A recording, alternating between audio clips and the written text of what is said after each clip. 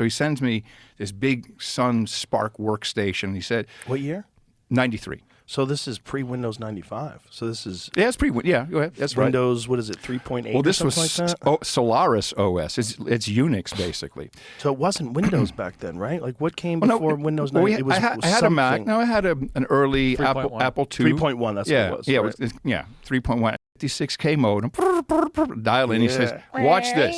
And he says, and I'm on the phone with him. He says, watch this. And up on my screen pops a little player, and he's streaming in PC. We didn't have MP3s back then. PCM, pulse code modulation, 9-inch nails.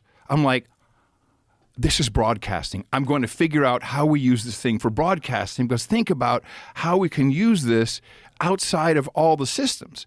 And so 2003, now we're 10 years later, I've been very involved with RSS feeds and blogs, and I see my first iPod, and it's like, snap, crackle, pop.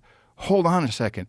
This is amazing. We can combine. This is a radio. This is not a music device. It's radio. So I cobbled together this program that basically takes this RSS feed and then puts a program onto, so the show was an album, and then each track was an episode number.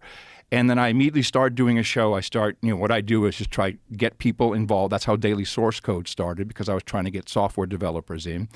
And then 3 years later, Steve Jobs is having a private conversation with me about putting this into the iPod and making it official, making a podcasting thing in iTunes.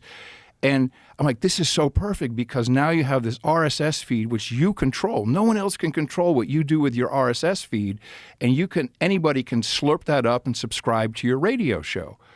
And then 20 years later, I see the President of the United States wrapping up his campaign with Joe Rogan on a podcast, completely being himself, being a dude by the way, props for you sticking to your guns. I love that you did that. Now it's got to be here.